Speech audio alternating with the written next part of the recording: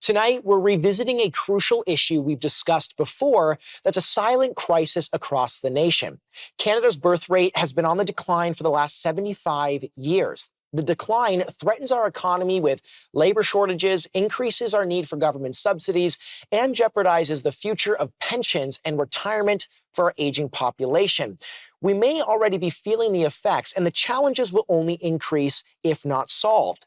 Tonight, we're sitting down to discuss the reasons Canadians aren't having children and if there's anything we can do about it. Welcome to My Generation. We're joined by Abby, Marina, and Devon. Guys, welcome to the show. Thank you. Thanks for joining me. Thanks. Okay, so Marina, I want to start with you. You've done something that most people have kind of decided to focus on in recent years, which is focus on career over the last few years. Why did you go about making that decision? Was it intentional, unintentional? Take me through that process.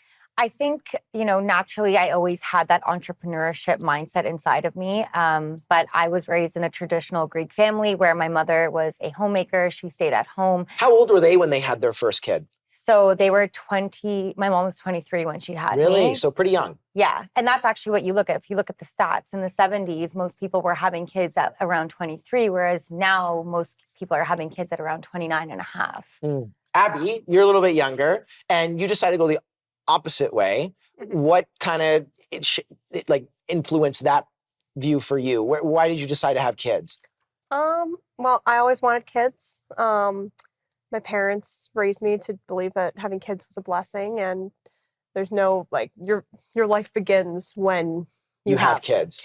So you were just raised that way. How old were your parents when they had kids? My mom was 20 and my dad was 22. And did that influence you in having kids earlier as well? Definitely a little bit. I remember asking my dad if he regretted having kids young, and he just looked at me and said, I didn't have kids young. Really? Oh my gosh. Yeah. Okay, so Devon, you're a little bit more on Marina's route here. You've taken the entrepreneurship route. You've been running your own business. You've been a trainer for quite some time. Why did you go about deciding that route rather than saying, I want to have kids when I'm 21, 22 years old? It's probably just like a timing thing for me. So I would prefer to have kids with someone I've been with for a while, who I've established a relationship with, some trust with. And another reason why would be because financially, if I'm not steady in my job, or say I don't have somewhere to raise a child in a good environment, then I would rather wait a little bit longer if I'm able to do that. Well, it definitely makes it the cost of living thing. We'll get into that in segment 3. It totally makes it more challenging. One of the questions I had though was the idea that parenthood in some way holds us back. Was that ever a thought? Abby, did that ever cross your mind when you had your first kid that, parenthood's going to hold me back in the things I want to do? No, I mean, sometimes you have to wait a little longer, but I think it drives you to do better because you want to be a good role model. You want to make a good life for your children. Mm-hmm. And I think it pushed my husband and I to try harder, to do more. Be more productive. Yeah. Okay, interesting. Marina, what do you think changed in our culture over time? Because it's funny, both of you said that your parents had kids early 20s, and Marina, you haven't had kids yet. Now, what do you think changed? And that's a lot of people. We're really delaying. Gen Z and millennials are really delaying having kids. Why? What's changed in our culture? I think social media has a really big influence on it, and I do believe that the feminist act had a big play on it.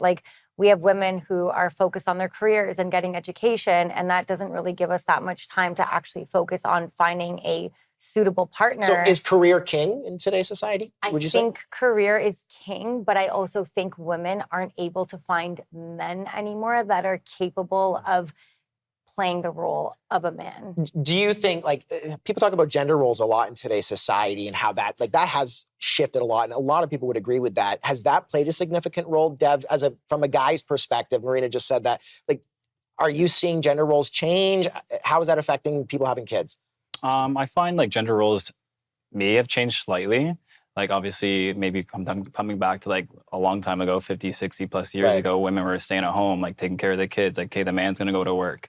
But I also find too is I find people learn from their parents, learn from their mistakes. They say, they talk about if they've had multiple weddings or divorces before, or if you have half siblings or full siblings, you're Do you think, some people think it's individualistic thinking to think that you choose not to have kids? We talk about parenthood being so sacrificial. Is that still a factor today? Well, I find too, even having a kid with someone you want to have a kid with. Mm-hmm. A lot of people are having kids, maybe not even on purpose, and then just having the kid anyways. I've got to cut you off there. We'll be right back. Stay tuned.